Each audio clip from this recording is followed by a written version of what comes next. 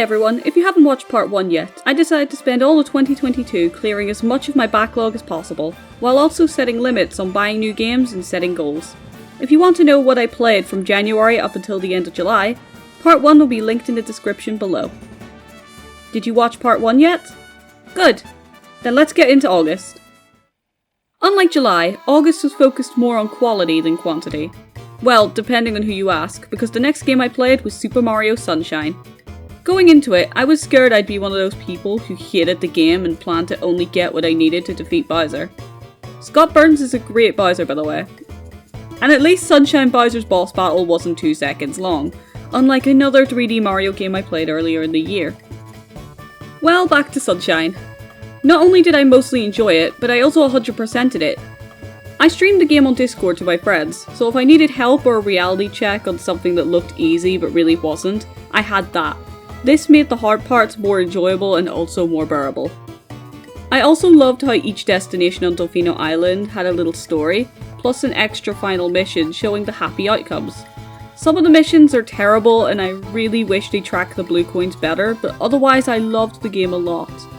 This also marks another goal from my list. Only one more to go! Now before I move on to the remainder of the year, I need to repent for my sins since I broke one of my rules. I bought The Legend of Zelda Skyward Sword HD for the Nintendo Switch, which I have forgiven myself for since Tears of the Kingdom was delayed, so it's fine, I was gonna buy a Zelda game this year anyway. Plus September is my birth month, so it was a birthday present to myself. However, I did also buy Mario and Sonic at the Winter Olympic Games for the Nintendo DS, so that's one sin. It does make for a good segue into October though.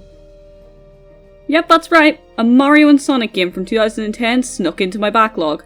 How exactly? Well, this one has a story mode.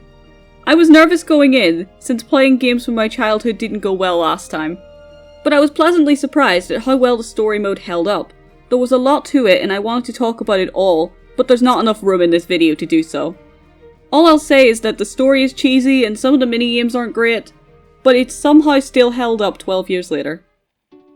Next is November, and it's time to look at a more serious game I played in the backlog. The highlight of my backlog adventure was finally finishing Final Fantasy VI on Twitch. I spent 8 hours straight on the game going through Kefka's Tower, defeating the various bosses including the final one, and watching most of the characters get their happy endings. The game was an experience from start to finish. I laughed, teared up, hated Kefka's guts, and was really happy to see how the game ended. I could get all sentimental and icky for hours about this game, but we still have 2 more games to go over despite achieving all 3 of my backlog goals for this year. But I'll end this part of the video by saying that I'm glad this was my final Twitch stream.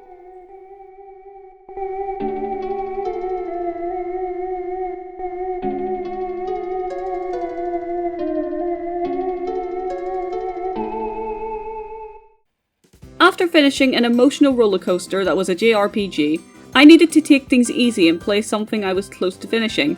That's where Kirby Triple Deluxe comes in. I love Kirby games, but sadly I've only ever finished 2 in my life. One of which being Epic Yarn, which I'm not sure counts as finishing a proper Kirby game, and the other being Forgotten Land, which I talked about in part 1 of this series. Anyway, Kirby Triple Deluxe. I really enjoyed the game.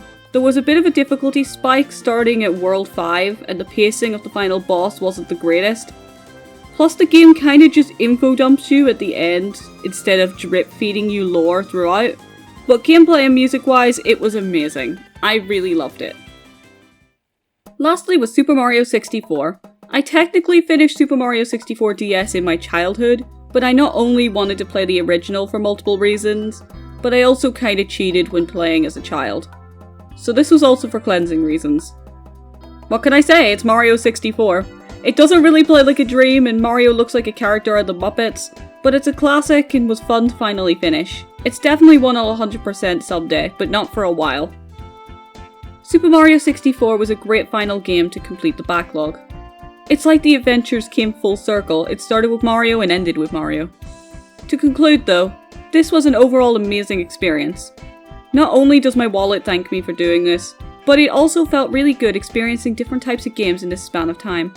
I've reached a grand total of 11 games finished, 2 of which are 100%. It felt like a true adventure, going from saving princesses from smaller threats to defeating literal gods that made the virtual world and the people in it feel hopeless. But then also stopping and smelling the roses every now and then, whether that be in the form of playing pool in a haunted hotel, to competing in various sports with the friends we made along the way. Sure, there were also some hiccups.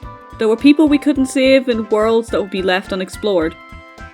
But that's such a minor price to pay for all the happy memories these games brought me.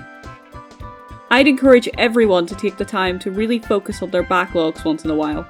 Set yourself some realistic limits, a time frame, and a list of the games you really want to focus on. And don't be afraid to step back if you're not having fun with a game.